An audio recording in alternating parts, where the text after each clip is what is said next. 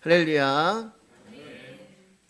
하나님의 말씀은 요한복음 4장 25절에서 30절까지의 말씀 보도록 하겠습니다. 요한복음 4장 25절에서 30절까지의 말씀입니다.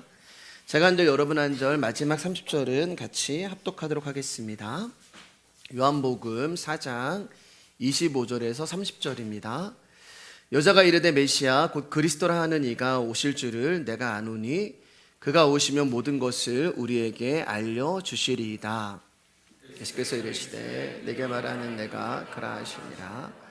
이때 제자들이 돌아와서 예수께서 여자와 말씀하시는 것을 이상히 여겼으나 무엇을 구하시나이까 어찌하여 그와 말씀하시나이까 묻는 자가 없더라.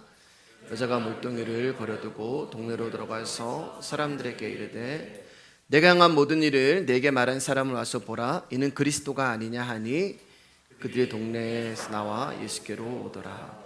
아멘. 우리 하나님 말씀의 제목 한번 읽어보겠습니다. 시작.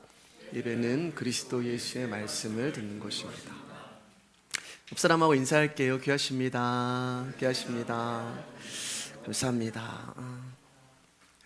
요즘에 토요일 저녁만 되면은 제 입에서 나오는 말이 하나 있어요. 벌써 주일이야? 이런 말이 나와요. 예. 전도서 말씀처럼 세월이 정말 화살처럼 빨리 날아감을 느끼는 요즘입니다. 여러분들은 그렇지 않으세요? 세월이 정말 빨리 가잖아요. 예. 지난주에 제가 예배 끝나고 우리 강창훈 집사님하고 차 한잔 했는데 어제 일 같은데 일주일 전 얘기인데 벌써 일주일이 이렇게 지났어요. 너희는 인생을 의지하지 말라. 호흡은 코에 있으니 수에 칠 가치가 어디 있느냐라고 하는 말씀처럼 여러분, 우리의 호흡이 언제 멈출지 모르는 게 우리의 인생입니다. 오늘 밤에도 멈출 수 있고 내일도 멈출 수 있고, 그러니까 우리가 할 수 있는 것은 이 땅의 것에 나의 생명을 거는 게 아니라 영원한 하나님 나라에 나의 전부를 던져버리는 저와 여러분 되시기를 주님의 이름으로 축복합니다. 오늘은 요한복음 4장 세 번째 시간이고요. 오늘은 사마리아 여인의 이야기를 마칠까 합니다. 먼저 말씀을 전하기 전에 이번 주 저에게 늦은 밤에 온 카톡 하나를 나누며 말씀을 나누기를 원합니다. 먼저 카톡을 보내주신 분에게 양해를 구하지 않고 제 임의로 소개를 하는 점 용서해 주시고요. 긴 내용이지만 제가 그것을 줄여서 나눠드리도록 하겠습니다.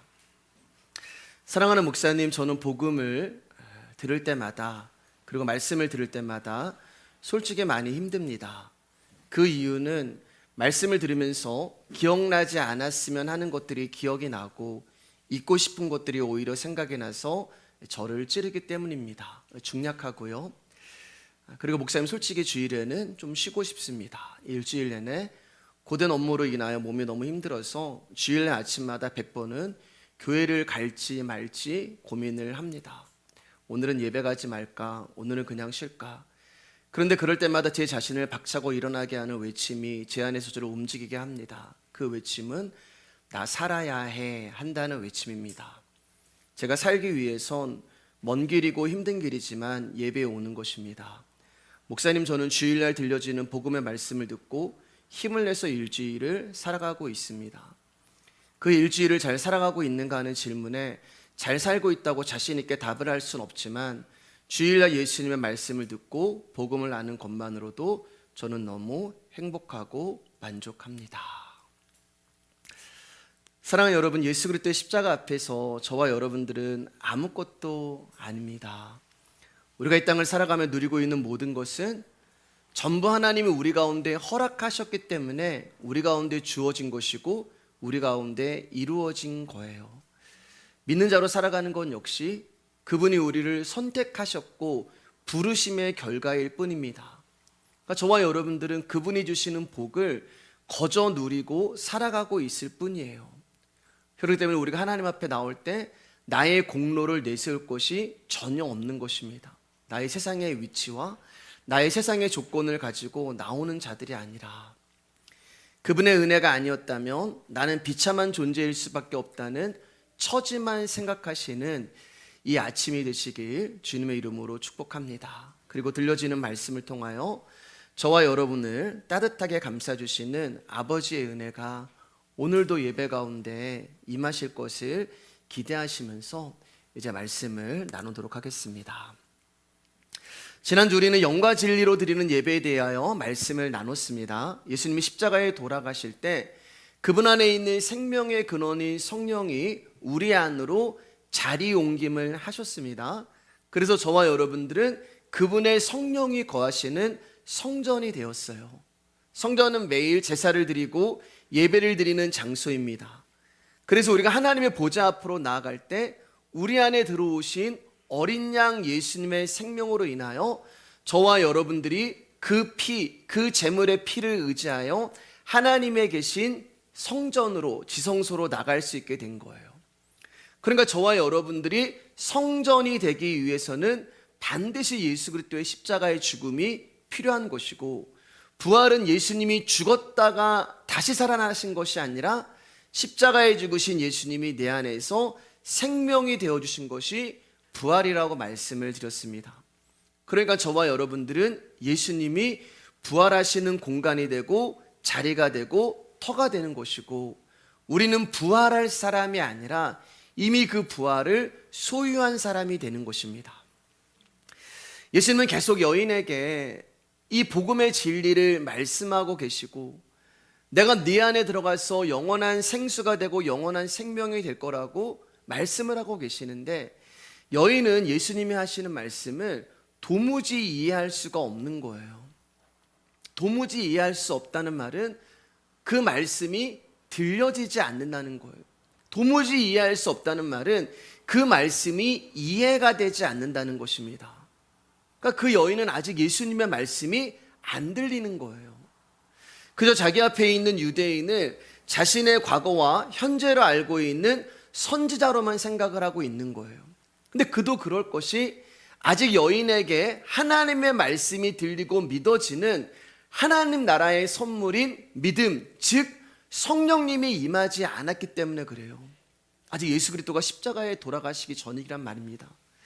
그래서 예수님이 말씀하시는 영과 진리가 정확하게 무엇을 의미하는지 이 여인은 알지 못했던 거예요. 그런데 여러분, 이 여인만 그런 게 아니라요, 예수님의 제자들도 그랬고 니고데모도 그랬어요.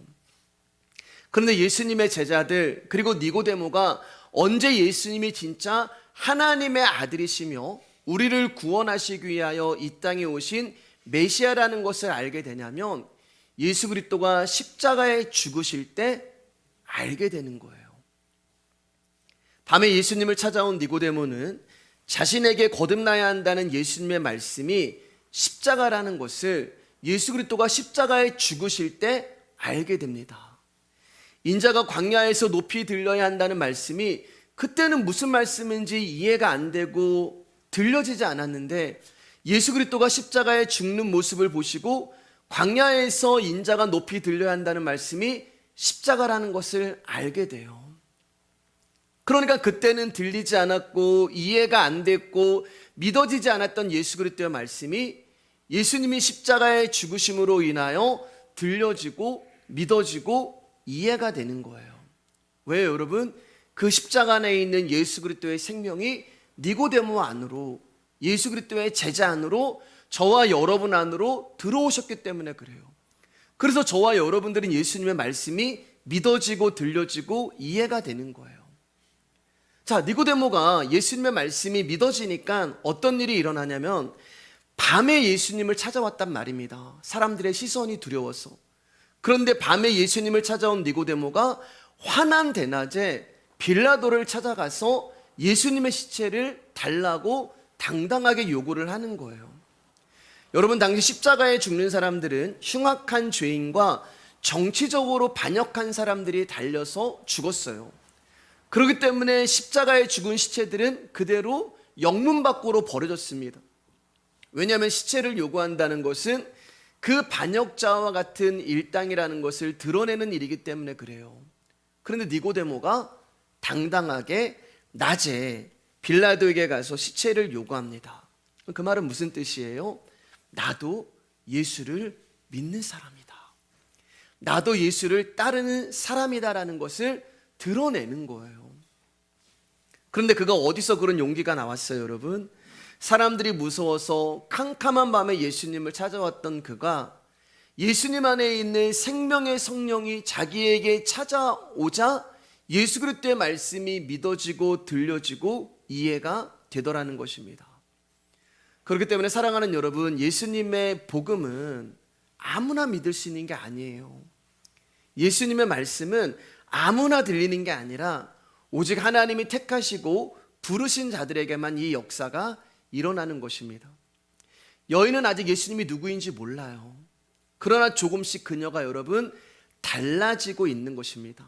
처음에는 자기 앞에 있는 예수님을 보면서 아저씨 이렇게 불렀거든요. 아저씨, 실없는 농담하지 마세요. 여기 무슨 생수가 있어요 라고 예수님을 남자 유대인으로 알았던 이 여인이 이제는 예수님이 자기의 과거와 현재를 모두 알고 있다는 것으로 인하여 예수님을 선지자라고 이야기를 합니다.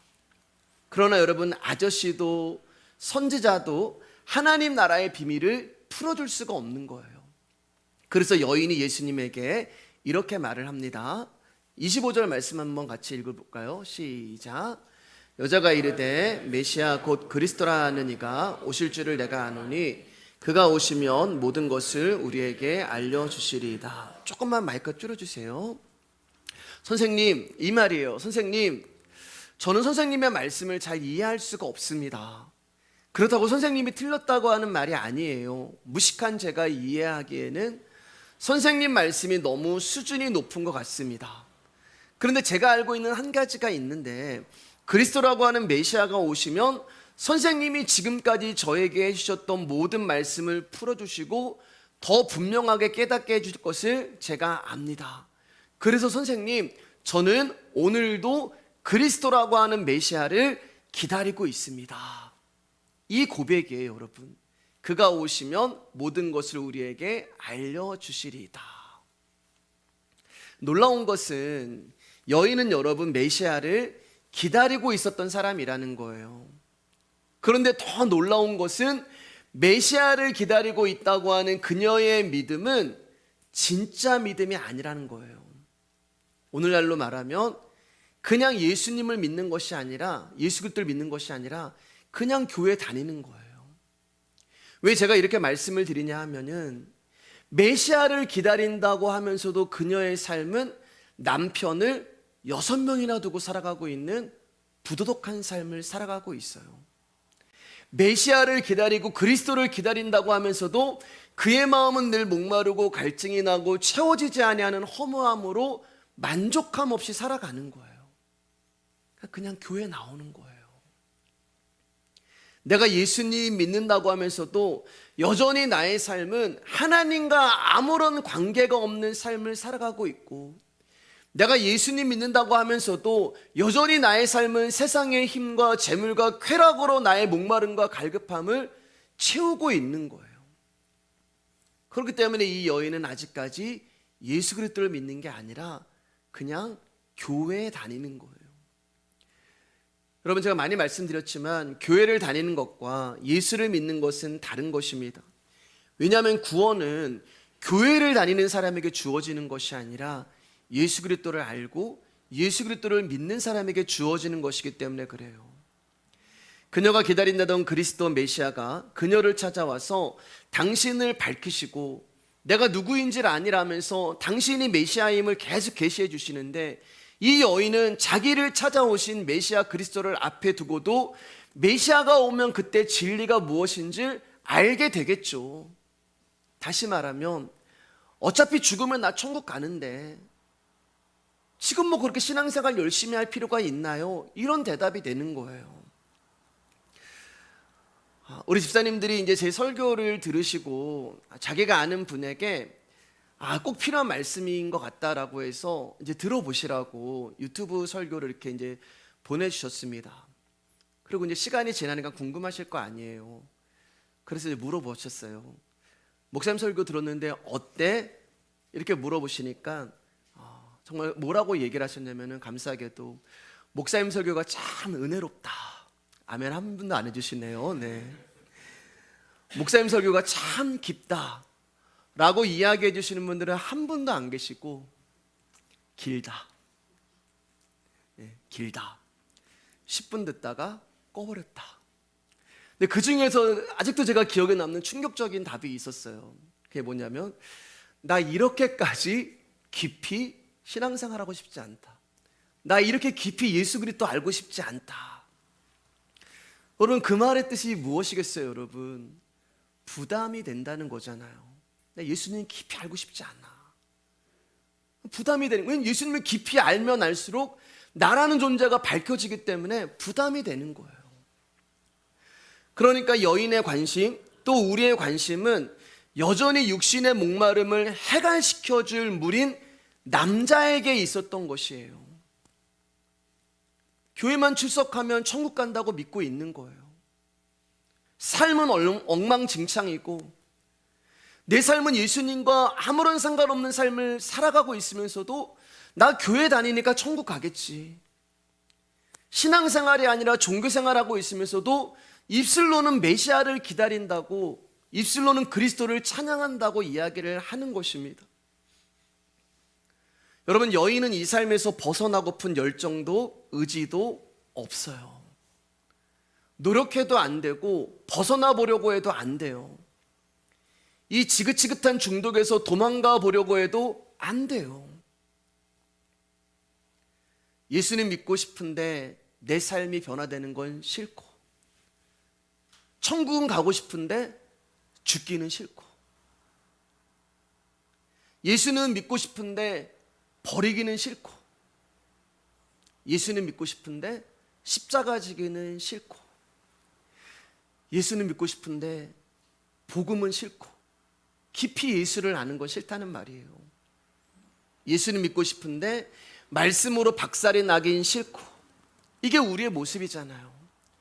그래서 예수님이 여인에게 계속해서 너 나 믿어야 돼, 너 나를 구해야 돼, 너 나를 붙들어야 돼 라고 정답을 말씀해 주시는데, 여인은 요리조리 피해가면서 자기가 살고 싶은 대로 살고 싶은 거예요.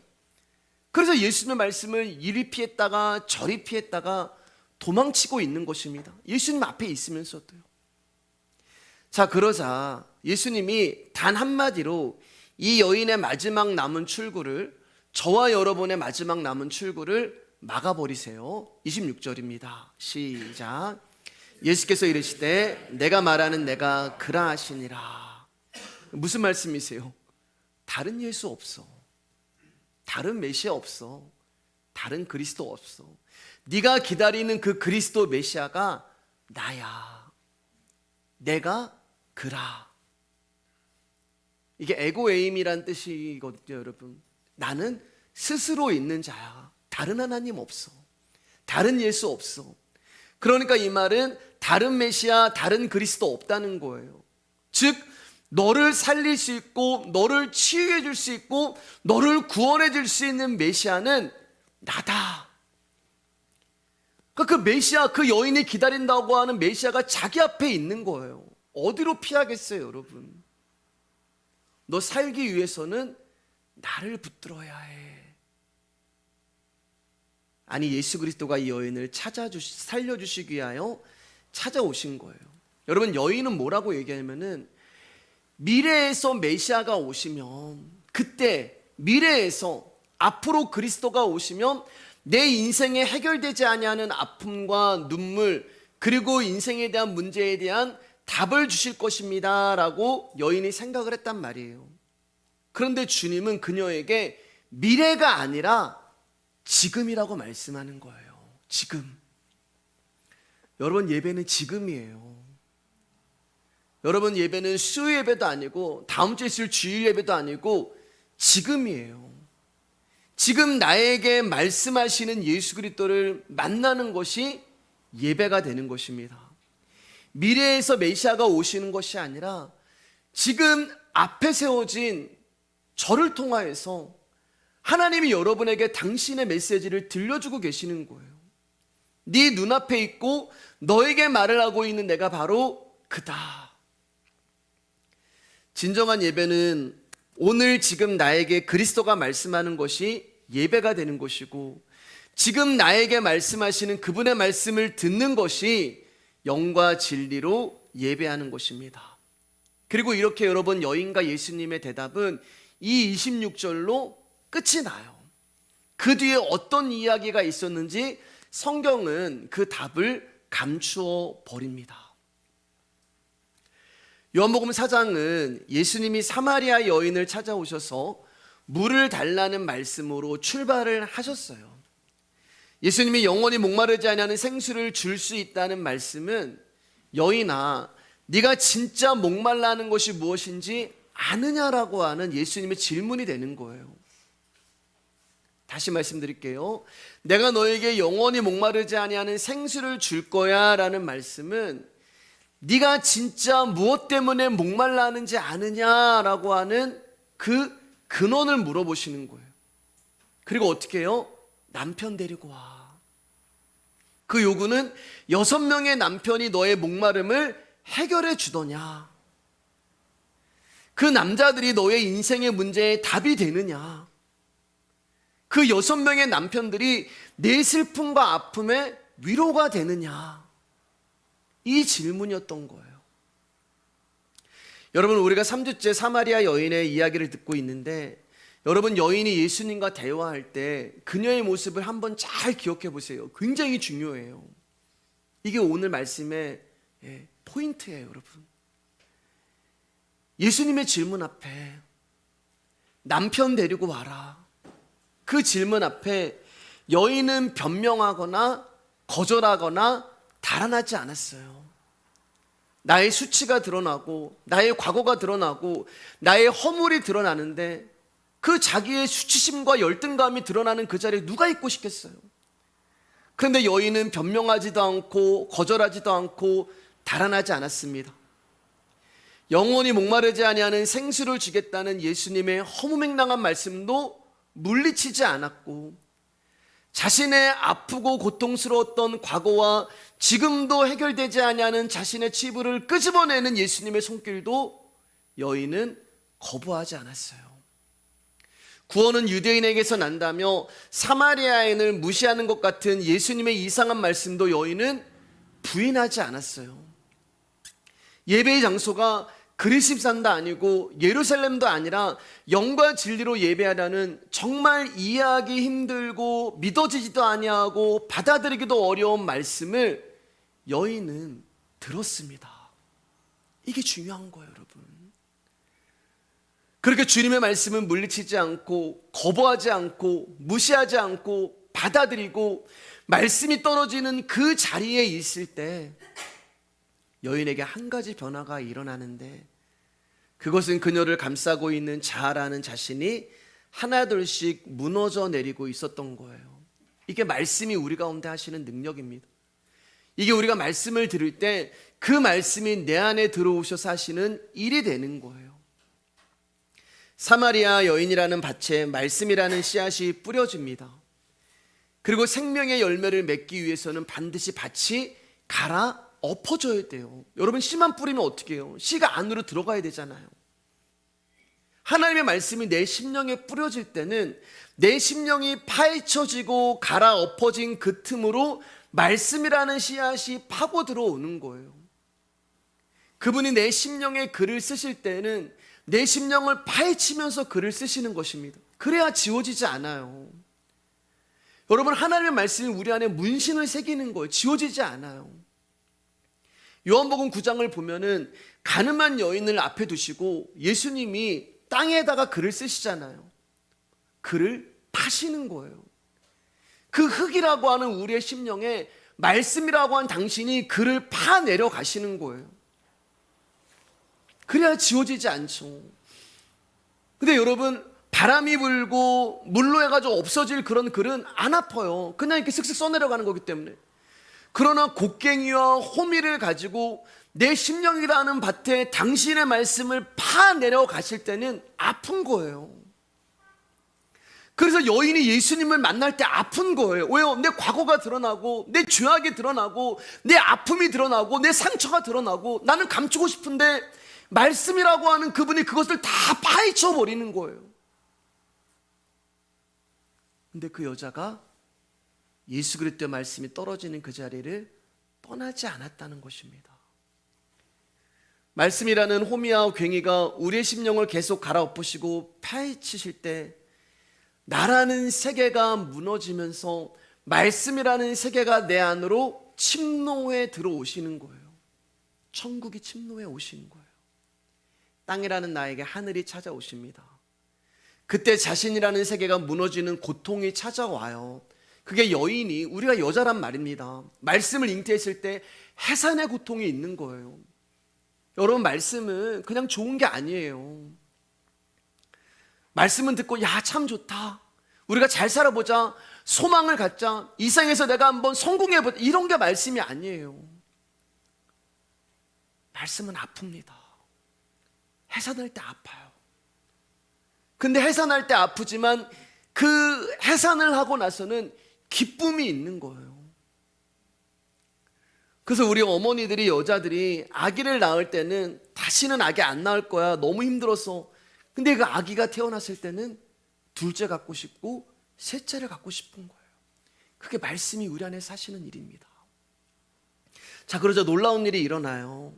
자신의 죄로 인하여 어두움이 하나 둘씩 파헤쳐지고 갈아엎어질 때 내 앞에 있던 아저씨, 내 앞에 있던 유대인, 내 앞에 있던 선지자, 그 사람이 점점 나라는 존재가 폭로가 될 때마다 구원을 주시는 유대인이 조금씩 나에게 가까이 오시는 것입니다.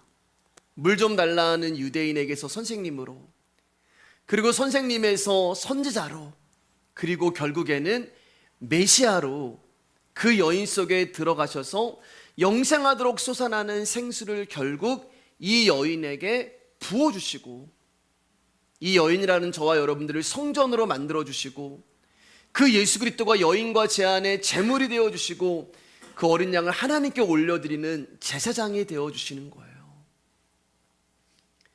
이렇게 우리는 그분의 은혜로 하나님의 지성소가 되어 매일매일 자신의 삶에서 하나님을 예배하는 자들이 되는 것입니다. 이게 요한복음 4장에 숨겨져 있는 예배의 비밀이 되는 거예요. 그렇기 때문에 더 이상 눈에 보이는 예루살렘 성전으로 모일 필요가 없는 것입니다. 왜요? 진짜 성전이 우리 안에 계시기 때문에 그래요. 여러분, 그래서 사도행전을 보시면 예수 그리스도로 말미암아 교회가 된 모든 그리스도가 예루살렘에 모이는 것이 아니라 흩어져요. 잘 보세요, 여러분. 예수 그리스도의 십자가의 죽으심으로 말미암아 교회가 생겨났어요. 그리스도라고 하는 사람들이 생겨났습니다. 그리고 그 그리스도인 교회는 초대교회 때 매일 모여서 성찬을 하고 예배를 드렸어요. 자, 그런데 성령이 그 교회를 찾아갑니다. 성령이 우리 안에 찾아올 때 어떤 일이 일어나요? 말씀이 들려지잖아요. 성령이 그 초대교회를 찾아갔을 때 어떤 일이 일어나냐면은 고난이 와요. 그 성령이 그들을 찾아갔을 때 고통이 와요. 교회 박해가 와요. 오늘 말씀하면 이 여인이 자신의 아픔과 죄악과 수치가 드러난단 말입니다. 고난이고 고통이 있어요. 그리고 그 일로 인하여서 교회가 흩어집니다. 예루살렘 안에 있던 교회가 성령이 임하니까 이 교회가 이제는 유대와 사마리아 땅끝으로 흩어지는 거예요. 이제 하나님이 거하시는 성전이 된 우리가 눈에 보이는 예루살렘 성전에 모이는 것이 아니라 성전인 나로부터 유대로 그 교회가 나가고, 성전인 나로부터 사마리아로 그 은혜가 뿜어져 나가는 자들이 바로 교회인 저와 여러분이 되는 것입니다. 그리고 그 은혜와 사랑으로 인하여서 여러분 충분히 감격스럽고 충분히 은혜가 되는 거예요. 인위적으로 뭔가 안 만들어내도 돼요. 인위적으로 억지로 막 눈물 짜내고, 인위적으로 뭐 영상 틀고 뭐 음악 틀어가지고 감동하지 않아도, 여러분이 믿음이 있고 예수 그리스도가 누군지 아는 사람들은 내 안에 계신 예수 그리스도로 말미암아 충분히 주님을 경외하고 충분히 주님을 사랑하는 자들이 되는 것입니다. 그리고 그렇게 구원을 받은 저와 여러분들이 일주일에 하루, 오늘 모여서 다 각자가 교회잖아요. 다 각자가 성령님이 임하시잖아요.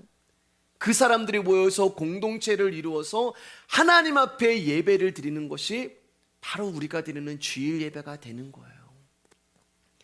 이렇게 예배는 형식이나 방법의 차원이 아니라 유대인이라고 하는 예수 그리스도와의 인격적인 만남을 통하여서 이루어지는 것입니다. 그리고 이 만남으로 인하여서 여인은 캄캄한 어둠을 비추는 한 줄기 빛으로 나오게 되었고, 이제는 그 마음뿐 아니라 그의 삶이 환해지기 시작했습니다. 그럼 어떤 일이 일어났을까요, 여러분? 여인이 예수님을 이제 만나게 됐어요. 그가 죄에서 구원을 받았어요. 그 삶이 환해졌어요. 그러자 이 여인이 이제 이런 행동을 해요. 28절 말씀입니다. 시작. 여자가 물동이를 버려두고 동네로 들어가서 사람들에게 이르되, 여인이 물동이를 버려버려요. 여러분, 이 물동이 없으면 여자는 이 목마름을 해결할 수가 없단 말입니다. 자신의 목마름을 해결할 수가 없어요. 그래서 물동이 메고 그 야곱의 우물 찾아왔는데 이제는 물동이를 버려버려요. 그럼 무슨 말일까요, 여러분? 이제는 육신의 물이 필요 없다는 거예요. 여러분, 예수님은 여인 앞에서 죽은 자를 살리신 것도 아니고 귀신을 쫓아내신 것도 아니고 병든 자를 고치는 기적을 보여주신 것도 아니에요. 예수님은 여인에게 이적도 표적도 행하신 것이 아니에요. 예수님은 대단한 철학과 논리를 동원하셔서 복음을 설명하신 것도 아니에요. 예수님은 그저 여인에게 말씀만 하셨습니다. 예수님이 하신 것은 말씀만 하신 거예요. 그런데 그 말씀이 여인의 죄인됨을 폭로하고 그러한 죄인들에게는 그리스도가 주시는 생수가 필요하다는 말씀을 전하시고 자신이 바로 네가 기다리는 그리스도 메시아라고만 당신의 이름을 밝힌 것뿐이에요. 근데 여인이 물동이를 버려두고 마을로 뛰어 들어갑니다. 마을로 들어가면 여러분, 사람들은 여인에게 돌을 던져요. 야곱의 우물가에 그 정오의 물을 기르러 온 이유가 선선할 때 오면 사람들이 자기에게 부정한 여인이라고 더러운 여자라고 돌을 던지기 때문에 사람들 앞에 가지 못한 거예요. 근데 여자가 물동이를 버려두고 자신에게 돌을 던지고 부정한 여인이라 욕을 하는 마을 사람들에게 찾아가서 예수 그리스도를 증거합니다.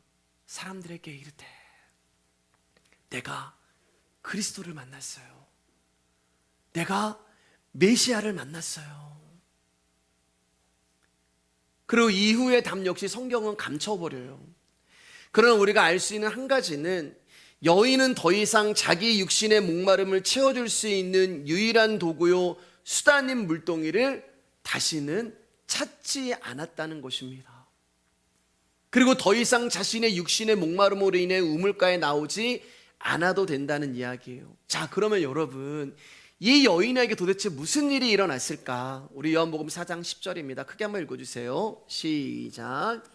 예수께서 대답하여 이르시되, 내가 만일 하나님의 선물과 또 내게 물 좀 달라는 이가 누구인 줄 알았더라면 내가 그에게 구하였을 것이요 그가 생수를 내게 주었으리라. 자기에게 물을 달라고 하는 이가 진짜 메시아임을 여자가 알게 되었고, 이 말씀이 이루어진 거란 말이에요. 영원히 목마르지 않는 생수가 자신에게 주어졌기 때문에 이제는 더 이상 물동이가 필요 없었던 것입니다. 그렇게 하나님 자리에 앉아 있다가 하나님께 순종하는 피조물의 자리로 내려온 구원 얻은 성도들은요, 자신의 처지로 인해서 부끄러워하지 않아요. 자신의 부끄러움을 가리기 위해, 나의 목마름을 감추기 위해 쌓아두었던 세상의 기초들을, 가치들을 초계처럼 여겨버리게 되는 것입니다. 왜냐하면 진짜 귀한 것을 받았기 때문에 그래요. 여러분, 여인이 버린 물동이는 히드리아라는 그런 단어인데, 요한복음 2장을 보면 가나의 혼인잔치에 6개의 돌 항아리가 있었단 말이에요. 그 항아리를 말하는 거예요. 이 물동이가 그 항아리와 같은 거예요. 근데 여러분, 요한복음 2장을 가면은 그 돌 항아리가 비어있단 말입니다. 아무리 물을 채워도 비어있는 거예요. 여인의 물동이가 그런 물동이었단 말이에요. 그런데 그 비어있는 돌 항아리에 주의 영원한 생수가 부어짐으로 포도주가 되어 그 돌 항아리를 덮었듯이 물동이와 같은 자신의 심령에 영원히 목마르지 않는 생수가 부어지자 복음을 증거하는 하나님의 사람이 된 거예요. 우리 요한복음 2장 6절 7절 말씀 볼게요. 시작. 거기에 유대인의 정결 예식을 따라 두세 통 드는 돌 항아리 6이 놓여 있는지라. 예수께서 그들에게 이르시되 항아리에 물을 채우라 하신즉 아기까지 채우니. 이 돌 항아리가 물동이란 말이에요. 같은 단어예요. 근데 돌 항아리 6이 있어요. 이 여자에게도 물동이 6이 있었어요. 남편 6명. 자기를 채워주지 않는, 여기도 채워주지 않는 돌 항아리 6이 있잖아요. 근데 여러분, 이 돌 항아리가 어떻게 채워져요? 7번째 돌 항아리인 예수 그리스도가 오심으로 말미암아 채워지잖아요. 그래서 하나님 나라의 혼인잔치가 열리게 되는 것이고, 마찬가지로 오늘 예수님은 6명의 가짜 남편이 아닌 7번째 진짜 남편이 되어 이 여인에게 찾아오신 것입니다. 그리고 마찬가지로 당신의 생명을 부어주셔서 여인 안의 근본적인 목마름을 해결해 주심으로 영원히 목마르지 아니하는 생수가 되어 주신 것입니다. 우리 요한복음 4장 27절 말씀입니다. 시작. 이때 제자들이 들어와서 예수께서 여자와 말씀하시는 것을 이상히 여겼으나 무엇을 구하시나이까? 어찌하여 그와 말씀하시니까? 묻는 자가 없더라. 자, 이제 제자들이 먹을 것을 구해서 예수님께 왔어요. 왜냐하면 예수님이 사마리아인으로 들어갈 때 제자들이 말렸습니다. 예수님, 이 땅에 들어가시면 안 됩니다. 그래서 그래, 내가 배가 고프니까 너희들 먹을 것 좀 구해와 라고 제자들을 먹을 것 구하라고 보내시고, 예수님이 급하게 사마리아인으로 뛰어 들어가셔서 이 여인과 대화를 한 거예요. 그리고 이제 제자들이 왔어요. 먹을 것을 구해서. 근데 제자들이 뭐라고 얘기하냐면은 예수님이 지금 여인과 이야기하는 것을 보고 있습니다. 그것을 이상하게 여겼다. 이상하게 여겼다. 그런데 묻는 자가 없더라. 이렇게 말씀하는 거예요. 이상하게 여겼으나 묻는 자가 없더라. 여러분, 처음에 사마리아 여인이 유대인인 남자가 자기에게 말을 걸을 때 이상하게 여겼어요. 예. 그런데 어떻게 해요? 이 여인은 예수님께 물어봅니다. 질문해요. 그 생수가 어디 있습니까? 당신은 유대인인데. 이 여인도 유대인 남자가 자기에게 말을 걸었을 때 이상하게 여겼지만 여인은 물어봤단 말이에요. 근데 여기 제자들은 묻는 자가 없더라.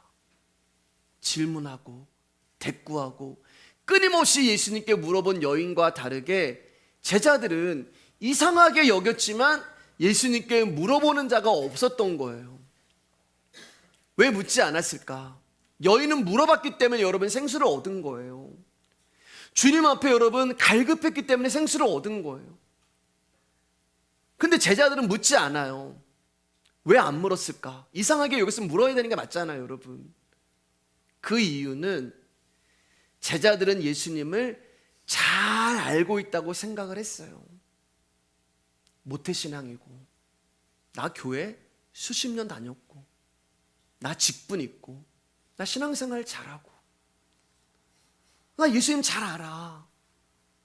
묻지 않은 거예요. 다 알고 있고 다 잘한다고 생각해서 묻지 않은 것입니다.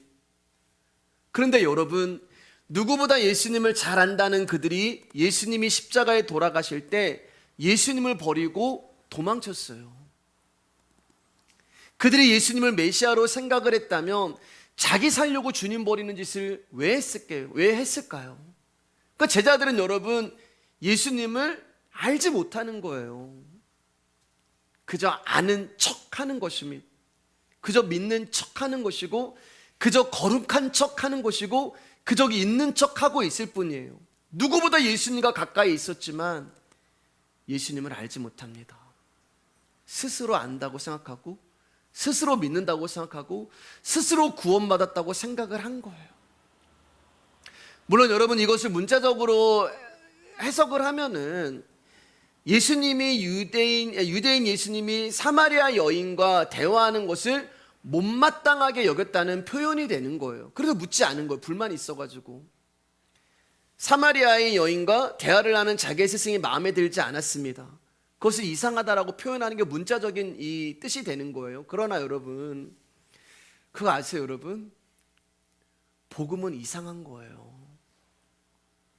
복음은 이상한 것입니다. 옆 사람하고 한번 축복하겠습니다. 복음은 이상한 것입니다. 복음은 이해할 수 없는 것이고 복음은 말로 설명할 수가 없는 거예요. 왜냐하면 복음은 하늘의 것이기 때문에 하늘의 것을 이 땅을 살아가는 우리는 알 수가 없는 거예요. 생명나무이신 예수님이 십자가라는 화영검을 뚫고 우리에게 오신 것입니다. 생명나무 화영검 하늘의 것이 이 땅에 오셨다. 솔직히 믿음이 없는 분들 이런 이야기 들으면 이상하잖아요. 이상한 거예요. 이상해야 돼요. 하늘의 언어가 땅의 언어로 들려지는데 어찌 이상하지 않겠어요? 그 예수님이 하시는 말씀 하나, 행동 하나하나가 다 이상한 거예요. 베드로후서 1장 3절 4절 말씀에 제가 읽어드릴게요. 그의 신기한 능력으로 생명과 경건에 속한 모든 것을 우리에게 주셨으니 이는 자기의 영광과 덕으로서 우리를 부르신 이를 알므로 말미암으니라. 4절 같이 읽어주실까요? 시작. 이로써 그 보배롭고 지극히 큰 약속을 우리에게 주사 이 약속으로 말미암아 너희가 정욕 때문에 세상에서 썩어질 것을 피하여 신성한 성품에 참여하는 자가 되게 하려 하셨느니라. 3절을 보면은 신기한 능력과 생명과 경건에 속한 모든 것을 우리에게 주셨다. 정욕으로 썩어질 이 세상에서 하나님이 이 능력과 생명과 이 모든 것을 우리에게 주셨기 때문에 저와 여러분들이 신의 성품에 참여하는 자가 된 거란 말입니다. 이 땅에서 하늘로 옮겨진 거예요. 그렇기 때문에 여러분들이 제대로 신앙생활하고 있다면 여러분들을 주변에서 여러분들을 이상하게 보셔야 돼요. 그래서 가인이 아벨 돌로 쳐서 죽인 거예요. 왜냐하면 아벨은 예배 드린 것밖에 없거든요. 하나님 앞에 정말 내가 예배 드린 것밖에 없는데 옆에 있는 그 가인이 돌로 쳐서 죽인 거예요. 사람들이 어느 날부터 나를 좀 부담스러워한다. 여러분 축복합니다. 잘 살고 계시는 거예요. 어느 날부터 사람들이 나를 가까이 하지 않고 내 전화도 좀 피하려고 한다. 왜냐하면 전화만 하면은 복음에 대해서 이야기하고 예수님에 대해서 이야기하고. 축복합니다. 잘 살고 계시는 거예요. 저 집사님 이상해졌어. 저 집사님 말씀이 교회 가더니 진짜 이상해졌어. 이런 소리 들으면 여러분 잘 살고 계시는 거예요. 제 이야기가 아니잖아요. 4절에 신성한 성품에 참여하는 자가 되게 한다라고 말씀하시잖아요. 여러분 이 땅에서 하늘로 갈 자들이 이 땅의 모습, 성품, 마음, 성격, 언어 가지고 못 가요. 그래서 하나님이 우리를 이 땅에서 뒤집어 버리시는 것입니다. 나는 무난히 신앙생활하고 싶고 나는 평범하게 신앙생활하고 싶고 나는 조용히 신앙생활하고 싶은데 그럴 수 없는 거예요. 우리에게 반드시 잉태와 수고와 해산의 고통이 찾아오게 되어 있는 것입니다. 자, 32절입니다. 이제 말씀 정리할게요. 시작. 이르시되 내게는 너희가 알지 못하는 먹을 양식이 있느니라. 제자들이 예수님 시장하실 때인데 식사하세요 라고 먹을 것을 권하니까 예수님이 나는 너희가 모르는 양식이 있다라고 말씀을 해요. 그러니까 제자들이 예수님 말씀을 이해하지 못하니까 누가 먹을 것을 예수님께 드렸냐 하며 서로 의아해합니다. 자, 그런데 이 답이 뭐예요? 34절입니다. 34절 시작. 예수께서 이르시되 나의 양식은 나를 보내신 이의 뜻을 행하며 그의 일을 온전히 이루는 이것이니라. 예수님이 드시는 양식, 제자들이 알지 못하는 양식은요, 나를 보내신 이의 뜻을 행하고 이루시는 거예요. 그 예수님을 보내신 분이 누구세요? 하나님이시잖아요. 그러면 그분의 뜻이 뭐예요? 예수님 이 땅 가운데 보내신 뜻이 뭐예요? 당신이 택하시고 당신이 부르신 자들에게 구원을 주시는 것이 하나님의 뜻이 된단 말입니다. 그러니까 예수님은 지금 사마리아 여인에게 그 일을 행하셨잖아요. 그 예수님은 양식을 드신 거예요. 그래서 배가 부르신 거예요. 자, 우리 요한복음 6장 38절 40절 읽고 이제 말씀 마치겠습니다. 시작. 내가 하늘에서 내려온 것은 내 뜻을 행하려 함이 아니요 나를 보내신 이의 뜻을 행하려 함이니라. 나를 보내신 이의 뜻은 내게 주신 자 중에서 내가 하나도 잃어버리지 아니하고 마지막 날에 다시 살리는 이것이니라. 내 아버지의 뜻은 아들을 보고 믿는 자마다 영생을 얻는 이것이니 마지막 날에 내가 이를 다시 살리리라 하시니라. 지금 예수님이 그 일을 행하셨습니다. 그리고 그 양식을 취하신 거예요. 근데 여기 보면은 마지막 날에 내가 이 일을 다시 살리리라. 그러니까 사랑하는 여러분, 우리가 그리스도의 복음을 알고 그리스도의 마음을 내 안에 지금 이 시간 예배라고 했잖아요. 들리게 되면 우리는 오늘이 마지막인 거예요. 내가 오늘 호흡이 멈춰도 저와 여러분들은 하나님 나라에 들어갈 수 있는 구원받은 자가 된단 말입니다. 그래서 진짜 성찬은 성찬식이 아니에요. 이 말씀을 먹고 마시는 그 일이 진짜 성찬이 되는 것입니다. 십자가에 죽으시고 내 안에서 생명으로 부활하신 거예요. 여러분도 마찬가지고, 제가 살면 여러분이 사는 것이고 여러분이 살면 제가 사는 것입니다. 그러면서 점점 우리라는 존재가 버려지는 거예요. 나라는 사람의 악랄함, 이기심, 자랑, 성격, 뻔뻔함, 또 편안함, 또 나라는 존재가 박살이 나면서 우리는 점점 우리의 영이 살아나게 되는 것이고, 그렇게 예수 그리스도를 머리로 하는 한 몸 공동체가 바로 우리 말씀의 교회가 되는 것입니다. 여러분, 우리가 예배로 모일 때마다, 우리가 주님 앞에 나갈 때마다 다른 것을 귀하게 여기고 다른 것에 초점을 맞추는 저와 여러분이 아니라 오직 그리스도 메시아 되시는 예수 그리스도를 알아가는 것에 여러분이 초점을 맞추시고 그분을 알아가는 것에 기쁨을 누리는 우리 말씀의 교회 되기를 주님의 이름으로 축복합니다. 우리가 찬양하도록 하겠습니다.